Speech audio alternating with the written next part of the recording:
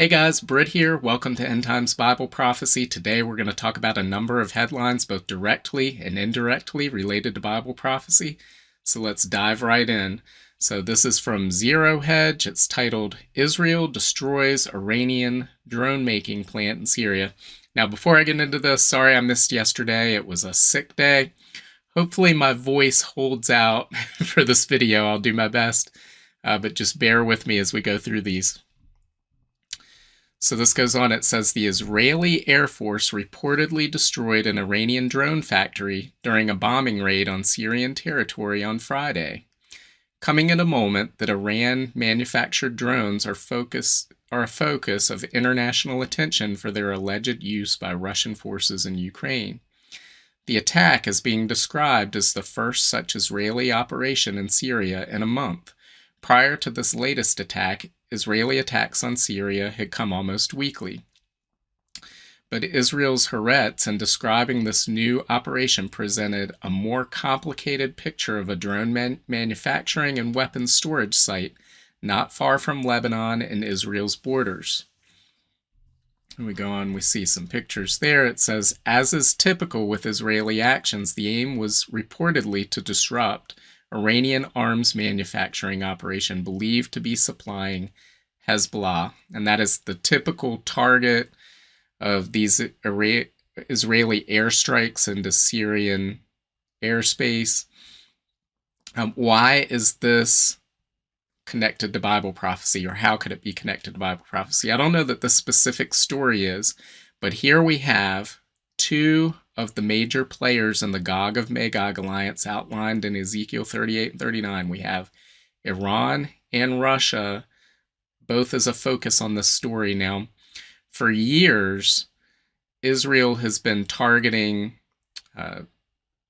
Iranian operations in Syria, as Syria seeks to arm Hezbollah and also move its own military forces and assets into position in Syria, which is right on Israel's northern border. Now, this is relevant because Ezekiel 38 and 39 tells us that the Gog of Magog alliance will invade from the north. So we know Iran is one of those players, and here we have military assets in Syria that are being struck by Israel, and that's been going on for years. However, earlier this year, Russia, for the first time, moved from a neutral stance where they were largely silent on these attacks to coming out and condemning Israel for these attacks on Iranian targets. And here we specifically have a drone manufacturing facility, and as the article said, these are rumored to be being used in Ukraine by Russia, who is being supplied those drones by Iran. So is this also seen as an attack on supplies for Russia as well? Now, we know from the Ezekiel 38-39 passages that the reason for the Gog of Magog alliance attacking is to take plunder. So this story does not fit that narrative of taking plunder. However, it does serve to change the relationship possibly between Russia and Israel as we move forward toward that day of that Gog of Magog invasion, to where their relationship isn't as good as it maybe was in the recent past. And so we could see Russia turning more toward condemning more of these attacks. Eventually, will they respond militarily if they feel that their interests are threatened by this? That's something we want to keep an eye on, and we will. So, in the next story, this is also from Zero Hedge. It's titled, Putin Oversees Successful Annual Nuclear Drills. Russia has hailed the success of Wednesday's scheduled annual nuclear drills after President Putin oversaw the exercises from a command and control room. RIA news agency quoted the Kremlin as saying, under the leadership of the Supreme Commander-in-Chief of the Armed Forces, Vladimir Putin, a training session was held with ground, sea, and air strategic deterrence forces, during which practical launches of ballistic and cruise missiles took place. The Defense Ministry also published brief footage of some of the drills in action. The Kremlin additionally said that all missiles hit their targets in the drills and that the exercise was undertaken to prepare for possible enemy nuclear attack against Russia. In a similar story we see in CBS News, the U.S. Army's 101st Airborne is practicing for war with Russia just miles from Ukraine's border. Read on, it says the U.S. Army's 101st Airborne Division has been deployed to Europe for the first time in almost 80 years amid soaring tension between Russia and the American-led NATO military alliance. The light infantry unit, nicknamed the Screaming Eagles, is trained to deploy on any battlefield in the world within hours, ready to fight. So why are these news stories important? They are exercises, if we're to believe the news that we're reading. These are just normal exercises, we're told. However, in a situation such as what we're seeing in Ukraine right now, what's normal and what's interpreted as normal by your enemy can be two different things. You may think, well, this is a harmless exercise, but if your adversary thinks that it's something different, then things could escalate very quickly in a way that people didn't imagine when they undertook that exercise.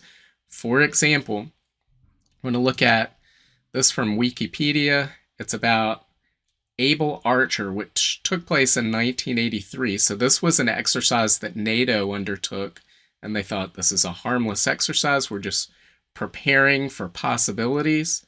But it was taken differently by the Soviet Union at the time and unknown to NATO forces until later. It brought them to the brink of what might have been the outbreak of nuclear war. So let's read a little bit about this. It says, Able Archer 83 was the annual NATO Able Archer exercise conducted in November 1983. The purpose for the command post exercise, like previous years, was to simulate a period of conflict escalation, culminating in the U.S. military attaining a simulated DEFCON 1 coordinated nuclear attack. To put that in perspective, DEFCON 1 is the highest level of readiness that the U.S. Armed Forces can reach. It basically means you're in a state of active nuclear exchange or nuclear war. So we don't ever want to get to that level, but that's what this exercise was looking to simulate. It says the 1983 exercise, which began on November 7th, 1983, introduced several new elements not seen in previous years, including a new, unique format of coded communication, radio silences, and the participation of heads of government. This increase in realism, combined with tense relations between the United States and the Soviet Union, and the anticipated arrival of Pershing II nuclear missiles in Europe, led some members of the Soviet Politburo and military to believe that Able Archer 83 was a ruse for war, obscuring preparations for a genuine nuclear first strike. In response, the Soviet Union readied their nuclear forces and placed air units in East Germany and Poland on alert. The Soviet 4th Air Army began loading nuclear warheads onto combat planes in preparation for war. So we didn't realize till years later, when this was declassified, that this could have been one of the closest instances during the Cold War in which the United States and the Soviet Union came close to nuclear war. And it was all over an exercise that in the minds of NATO was harmless, but in the eyes of the Soviet Union was seen as a preparation for a possible first strike with nuclear weapons. Why was that? Well, as that Wikipedia article just told us, there were several things that were different, that mimicked realism, things that weren't done before in previous exercises. And as we read in the previous article from CBS News, NATO's running an exercise that the 101st hasn't been there in 80 years. So this isn't something they did last year and the year before and the year before that. So when we see these exercises taking place among NATO members and among Russian armed forces, how does each side interpret the other side's actions? And as they push the limits of what they can do, we get closer and closer to something being misinterpreted or somebody making the wrong decision at the wrong time, and that leads to a nuclear exchange. So this is very dangerous at this moment. Again, went over in a previous video how we are at DEFCON 3 right now, it's estimated, as that information isn't public.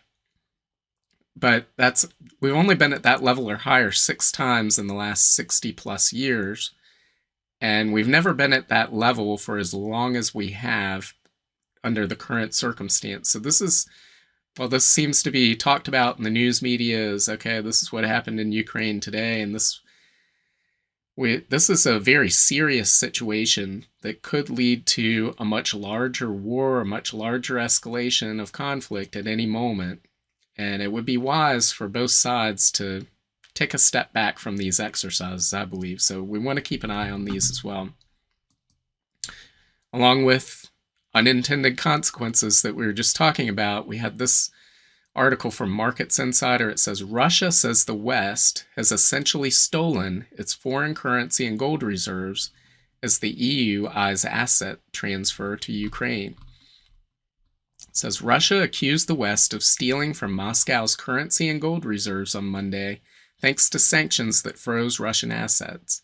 In a statement to reporters discussing the prospect of the European Union's proposal to transfer the frozen Russian assets to Ukraine, spokesperson Dmitry Peskov said, a large part of our assets have been essentially stolen by specific Western countries.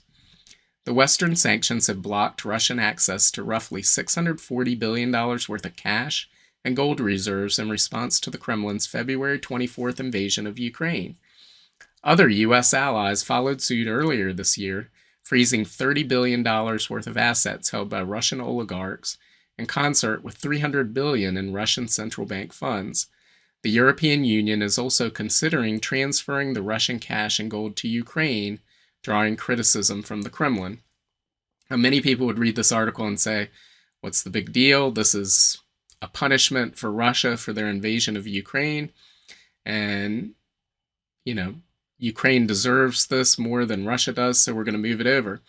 However, this again shows the law of unintended consequences, because this is about more than just Russia, Ukraine, NATO. Other countries around the world are watching what's happening here. And they realize, well, maybe our foreign reserves, maybe our gold held abroad isn't as secure as we thought it was. We should probably repatriate that. We should probably bring it back just in case we find ourselves one day on the wrong side of the Western financial systems, where they think we should be. And so you have countries like China and Saudi Arabia and others looking to pull that gold back into their own country, get rid of U.S. treasuries, secure their finances as much as they can in case something like this ever happened to them. Well, that has the unintended consequence of bleeding the Western financial system of its gold and silver. And we've talked about this in the past. This may very well be the whole point of the war. And the whole reason that Putin invaded Ukraine was to destroy the Western financial system, because once it becomes clear that the Western financial system is built on paper promises that can't be honored, fiat currencies, these paper claims on gold and silver, paper claims on oil and other natural resources that aren't really there. And you look at some of these markets that trade in the Western financial world where they claim you're buying gold when you buy this piece of paper that says you own gold, but you're one of 250 or 500 people that own that piece of paper claiming that same gold bar. Well, you're going to want to make sure you have possession of that. You're not going to want to hold your gold in London or New York if they can decide tomorrow that you don't get to have it back. So you're going to call that home, and when the gold leaves the Western financial system, it may very well expose this corrupt system by breaking these paper markets where the gold cannot be delivered, the promises cannot be honored. And when that happens, well, the con game is up, and people will realize how bankrupt the Western financial system is. Is that the purpose of the war in Ukraine? It very well may be, and I think this shows the unintended consequences of these actions that were just taken without any real forethought into what may happen as a result of those actions. So yes, Russia has been punished, but is that going to turn around and come back on the Western financial world as countries all over the globe repatriate their gold and take it out of London, New York, and wherever else it's held? Again, we'll see as time goes forward. Speaking of banking, we have this article. It says Australian bank begins linking customer transactions to carbon footprint. And we read about something similar to this before with Bank Australia was cutting people off, telling them no more loans after starting in 2025. We will make no car loans for non-electric vehicle cars, right? So if you don't go out and buy what they think you should buy, they're not going to do business with you. They're not going to transact that money. And we're seeing the same thing here. We see this article says, in another foretaste of potential future carbon allowance limits, a major bank in Australia has introduced a new feature that links purchases to a customer's carbon footprint and warns them when they are going over the average. Australia's Commonwealth Bank has partnered with Kobo, a carbon management solutions company, to launch the new feature, which is part of CBA's online banking platform. The bank gives the customer the option to, quote, pay a fee to offset their carbon footprint, with the average listed as 1,280 kilograms, a long way from the sustainable figure of 200 kilograms. Where they get that, who knows? They just made it up, guys. So they made up all of this stuff. It says a person's carbon footprint is calculated, and then an equivalent metric is shown to make the customer feel guilty about it, such as 8 trees being cut. So here they'll show your October footprint is equivalent to driving 3,065 kilometers by car, 8 trees being cut. Category breakdown, the main spending categories contributing to your carbon footprint: eating out, buying groceries, going anywhere. So they're taking control of every aspect of your life. They're trying to get you to come into this fenced-in system. We've talked about this before. A cage, essentially, and once you walk into that cage, they'll slam the door shut. This is all part of this mark of the beast system, where either you comply with what we're telling you to comply with, either you follow these behaviors, or we're going to shut you out of our system. And so all of this is building up to ultimately the mark of the beast system outlined in Revelation 13, where the Antichrist will be able to control who buys or sells anything. And so we're seeing the beginnings of this. This is not the mark of the beast, but it sets the stage for it.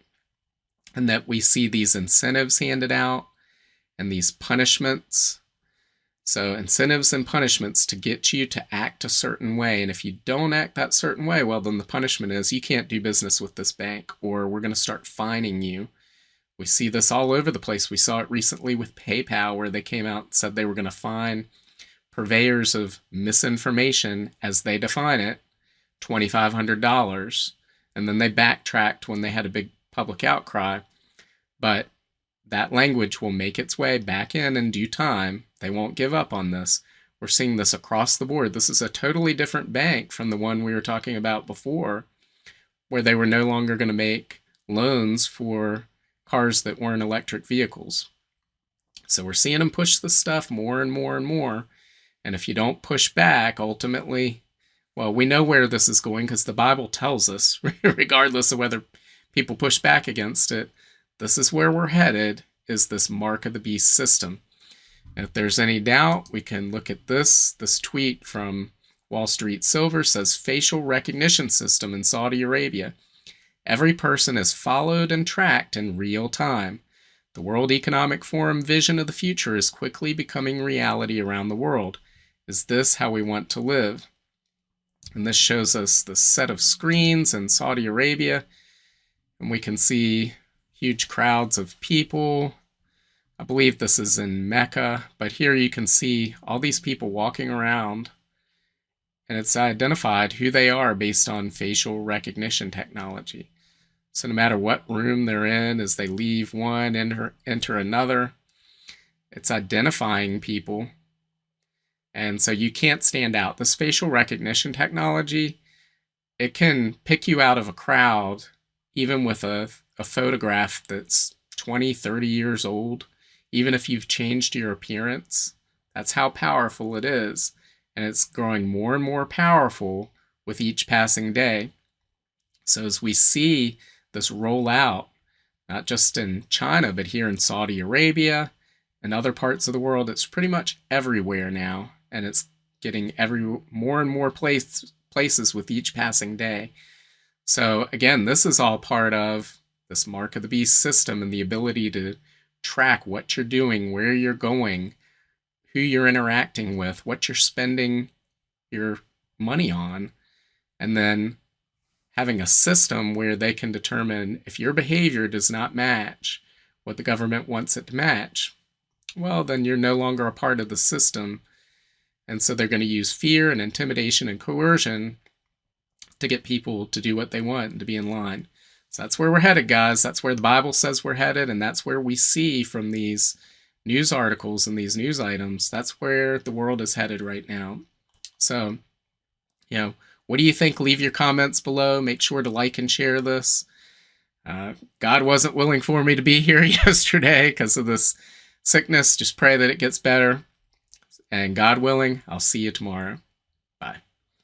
If you want to learn more about the end times and Bible prophecy, make sure to sign up for my free monthly newsletter and get your copy of my free ebook, 7 Signs of the End Times. Just follow the link in the description to get your free book.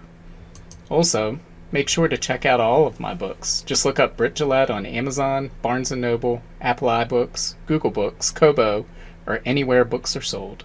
Thanks for watching today, and until next time, keep your eyes fixed on Jesus, the author and perfecter of our faith.